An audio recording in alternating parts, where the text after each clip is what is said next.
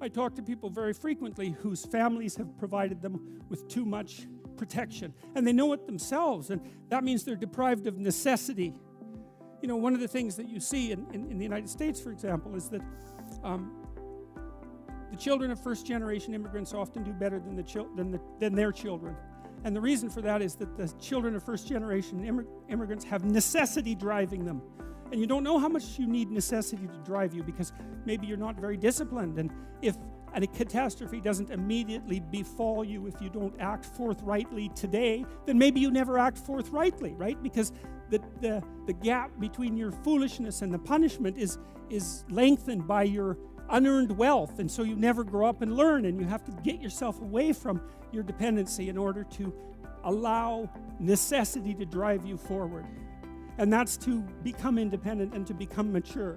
And I think part of what's happening in our culture is that the force that's attacking the forthright movement forward of young men in particular is afraid of the power of men, because it's confused about the distinction between power and authority and competence.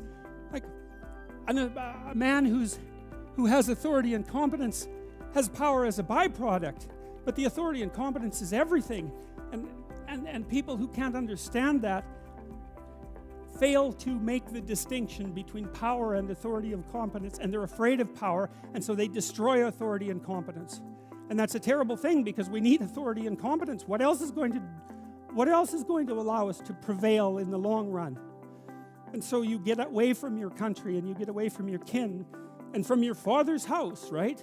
And you go out there and you establish yourself in the world. It's a call to adventure. That's what the first lines in the Abrahamic story is, a call to adventure. So, great, unto a land that I will show you. Well, you know, what does that mean?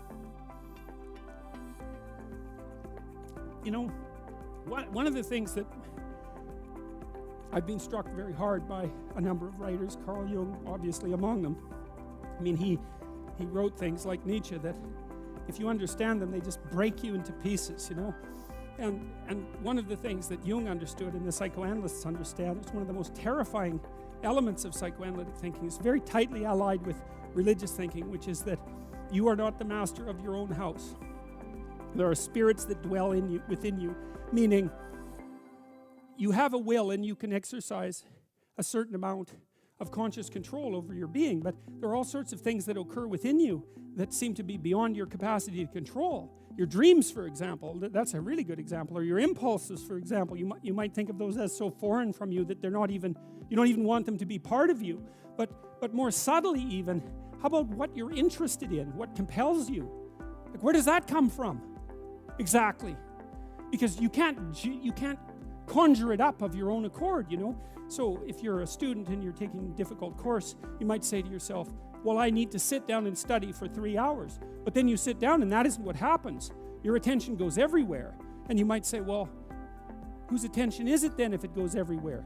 Because you say it's your attention. It's like, well, if it's your attention, maybe you would be able to control it, but you can't. And so then you might think, well, Jen, just exactly what the hell is controlling it? And you might say, well, it's random. Well, it better not be random. I can tell you that. That happens to some degree in schizophrenia. There's an element of randomness in that. It's not random. It's driven by the action of phenomena that I think are best considered as something like subpersonalities, although even that's only a partial description. You can't make yourself interested in something. Interest manifests itself and grips you. That's a whole different thing.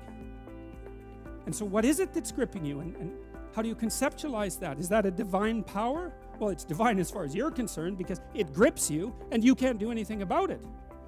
And so there's a calling in you towards what you're compelled by and what you're interested in, and sometimes that might be very dark and sometimes not, but you're compelled forward by your interest.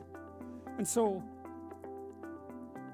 the idea that what moves you away from your country and your father's house and the comforts of your childhood home is something that's beyond you and that you listen to and hearken to. That's exactly right. And you can say, well, I don't want to call that God. It's like, it doesn't matter what you call it exactly. It doesn't matter to what it is, what it's called. It still is. And if you don't listen to it, that's the other thing. If you don't listen to it, and I've been a clinician and talked to enough people now, as old as I am, to know this absolutely. If you do not listen to that thing that beckons you forward, you will pay for it like you cannot possibly imagine. You'll have everything that's terrible about life in your life and nothing about it that's good. And worse, you'll know that it was your fault and that you squandered what you could have had. So, this is not only a calling forth, but a warning. Unto a land that I will show thee. And that's it, that I will show thee. And you don't want to be too concrete about this, There's all sorts of new territories that you can inhabit. There's abstract and conceptual territories. If you go to university and you study biology or you study physics or any discipline, you're in a territory, right? You're in the territory that all the scholars have established. And then as you master the discipline, you move out beyond the established territory into the unknown. And that's a new land, right? Maybe it's even a land of your enemies, for that matter. But it's a new land. The frontier is always in front of you. And so, when the earth was less inhabited than it is now, the frontier was the psychological frontier, and the geographical frontier was the same thing, and now they've separated to some degree because there's not so much geographical frontier. But the frontier is a place that never disappears, and the land that's beyond the land that you know is always there, and it's always where you should go. And all of that's packed into these, 4 phrases. So when I've been thinking about narrative, you look at the world through a story. You can't help it. And the story is what gives value to the world, or the story is what you extract from the value of the world. You can look at it either way. You're somewhere and it's not good enough, right? That's the eternal human predicament. Wherever you are isn't good enough. And to some degree, that's actually a good thing, because if it was good enough, well, there's nothing for you to do. So it's actually maybe a good thing that it's insufficient. And that might be why sometimes having less is better than having more. And I don't want to be a Pollyanna about that. I mean, I know that there's deprivation that can reach to the point where it's completely counterproductive. But it isn't always the case that starting with little is... If you start with little, you start with more possibility. It's something like that. So you move always from what's unbearable about the present to some better future, right? And if you don't have that, then you have nothing but threat and negative emotion. You have no positive emotion, because the positive emotion is generated in the conception of the better future and then the evidence that you generate yourself that you're moving towards it. That's where the positive and fulfilling meaning of life comes. So you want to set up this structure properly. It's very, very important. And so what it means is that you want to be going somewhere that's good enough so that the going is worth the while. And you can ask yourself that. And that's partly what we tried to build into the future authoring program, which is, well, we know what's wrong with life. It's rife with suffering and insufficiency and deception and evil. It's all of that, obviously. Okay, what would make the journey worthwhile? Well, you can ask yourself that. It's like, all right, in order to bear up under this load, what is it that I would need to be striving to attain? And if you ask yourself that, that's to knock, and the door will open. That's what that means. If you ask yourself that, then you will find an answer, and you'll shrink away from it. You'll think, well, there's no way I could do that. It's like, well, you don't know what you could do. You don't know what's possible. And you're not as much as you could be. And so God only knows what you could do and have and give if you sacrificed everything to it. And that's the reason Abraham is constantly making sacrifices. And it's archaic, right? He's burning up like baby lambs, but well, they're alive, that's something. And they're valuable, and that's something. You have to admit, even if you think about it as a modern person, that the act of sacrificing something might have some dramatic compulsion to it.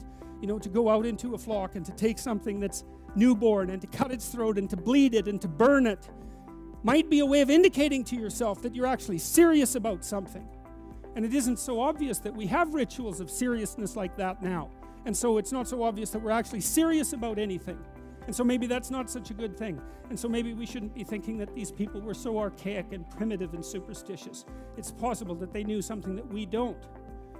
And certainly in the Abrahamic stories, one of the things that maintains Abraham's covenant with God is his continual willingness to sacrifice. And that sacrificial issue is so important, because you are not committed to something unless you're willing to sacrifice for it. Commitment and sacrifice are the same thing. And I think it's it borders on miraculous that those concepts are embedded into this narrative at the level of dramatic action, instead of abstract explanation. People are acting this out. And the fundamental conception is so profound that it's quite awe-inspiring. It's breathtaking, really, when you understand what message is trying to be conveyed. You have to make sacrifices. And what do you have to sacrifice? You have to sacrifice that which is most valuable to you currently that's stopping you. And God only knows what that is. It's certainly the worst of you. It's certainly that. And God only knows to what degree you're in love with the worst of you. So you move from the unbearable present to the ideal future. And you can't help that. You have to live in a structure like that. That's your house. That's another way of thinking about it. And if you want to get your house in order, and if you want it to be a place that you can live properly, then you have to plan the future that is perfect. And then I think, well, what does that mean? And it means it's good for you, right? And one of the things that I do all the time with my clinical and consulting clients is try to figure out what would be good for them.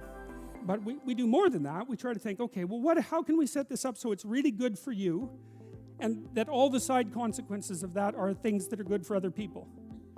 And so, because people are often also timid about trying to get something that's good for themselves because they feel that it's selfish or that they don't deserve it. So we set it up so that, well, look, we're going to set it up so that it's plainly obvious that this will not harm the structure of the universe. For you to have what you need and to do it in a way that's of benefit to other people. There's no